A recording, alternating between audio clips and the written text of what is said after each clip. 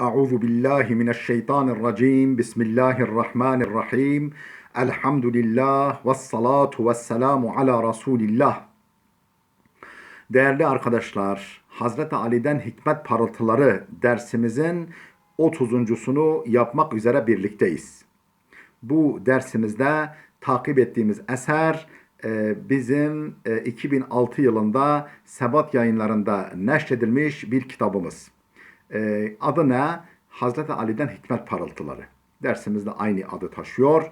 Bu kitabımızda Hazreti Ali'den 274 vecizesine yer verilmiş. Vecizelerin orijinalleri kaydedilmiş, tercümesi yapılmış ve tercümelerin altında bu hikmetli sözlerin bize ilham ettikleri, ruhumuza yansıttıkları, aklımızda çağrıştırdıkları hakikatler birer açıklama niteliğinde kaydedilmiştir. Kitap piyasada mevcut değil, baskısı tükenmiş. Biz de bunun içeriğini siz değerli kardeşlerimizle paylaşmak istedik. 92. vecizeye gelmiştik. Ne diyor bu vecizesinde Hazreti Ali Efendimiz? Diyor ki rızkuke yatlubuke festerih. Rızkuke yatlubuke festerih. Rızkın seni aramaktadır. Rahat ol. Rızkın seni aramaktadır. Rahat ol. Açıklama: hayatı veren, hayat sahibi her varlığı yokluk karanlığından çıkarıp varlık sahasına gönderirken rızıklarını da garanti edip öyle gönderir. Hayatı veren Allah yarattığı her varlığı rızkıyla beraber bu hayat meydanına gönderir. Hayatta kaldıkları sürece de rızıklarını aksatmadan verir. Hayatımız aşama aşamadır. Her aşamada ona uygun rızıklarla besleniyoruz. Anne rahmindeyken oraya en uygun yaşama şartları içerisinde en aziz bir misafir gibi 9 ay ağırlanmıştık. Bu dünyaya gözümüzü açtığımızda da ihtiyaç duyduğumuz her şeyi hazır bulduk. Öncelikle anne babamızın o sıcacık şefkat ve himayesiyle sarılıp sarmalandık. Henüz dişi çıkmamış ağzımıza ve nazik vücudumuza en uygun, kar gibi temiz ve gıdalı bir süt kudret çeşmesinden bizim için akıtıldı. Böylece geçmişini düşünen geleceğinden endişe etmez. İşte bu şekildeki her birimizin geçirmiş olduğu bu geçmişini düşünen kimse elbette ki geleceğinden endişe etmez. Güneşin doğup batması, yağmurların yağması, suların akması, ağaçların yeşerip boy atması, havanın bir gül goncasının yaprakları gibi etrafımızı sarması konusunda hiçbir katkımız olmadı. Bize hayatı lütfeden Allah, hayatımız için gerekli her şeyi de hazırlamıştır. Ölünceye kadar da karşılayacağını bildirmekle bizi endişelerden kurtarmaktadır. Bir zamanlar insanoğlu yakıtını ağaçlardan elde etti. Sonra kömür ve petrol bulundu. Bunların hepsi yuvamız olan dünyada çok önceden depolanmıştır. Öyleyse rızık konusunda endişelenmeye gerek yok. Onları arayıp bularak elde etmek için birazcık gayret yeter. Ölmeyecek kadar herkese rızık verilmektedir. Çoğu kez bu rızık vücudumuzda yağ halinde stoklanmış olarak bulunur. Bir yedek depo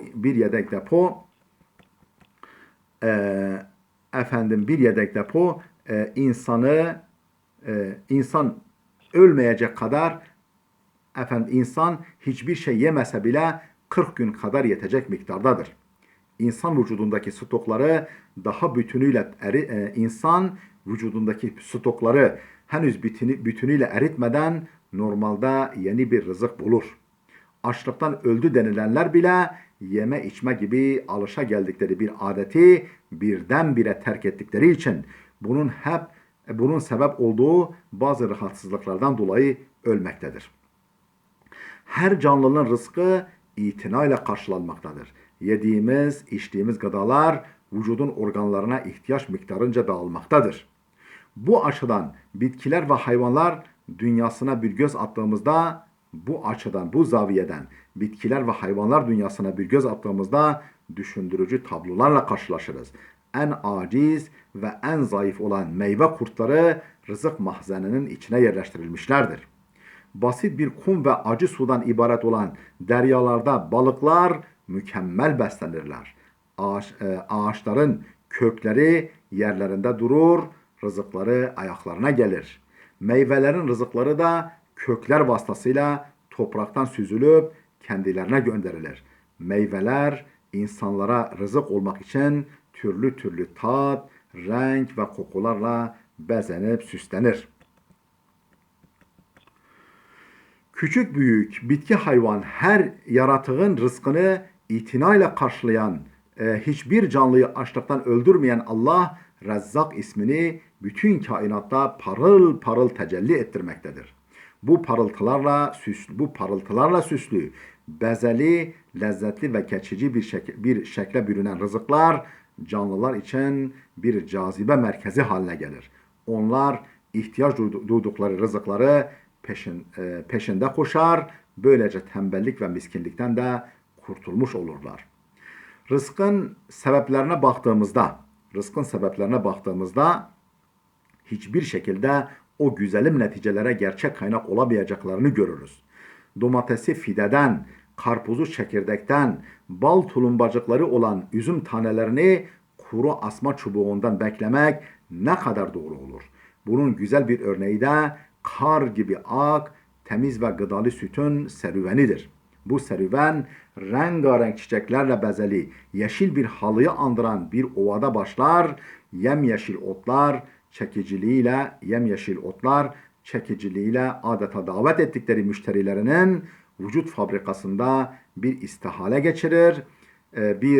Bir yandan kan ve atık maddeye dönüşürken bunlara bütünüyle zıt bir renk ve yapıdaki dünyanın en saf, en temiz, bembeyaz gıdası süzülür. Süt. Doldurur süt fabrikası memeleri. Bütün bunlar birkaç saatlik kısa bir sürede gerçekleşir. Her şeyle insanın damak zevki ve vücut ihtiyacına göre ayarlanmıştır. Rahmet feyzinden bizlere ikram için Yüce Allah Kur'an'da bu ibretli olaya şöyle dikkat çeker. Kuşkusuz sizin için hayvanlarda da büyük bir ibret vardır. Zira size onların karındaki fışkı ile kan arasından gelen, içenlerin boğazından kolayca geçen halis bir süt içiriyoruz.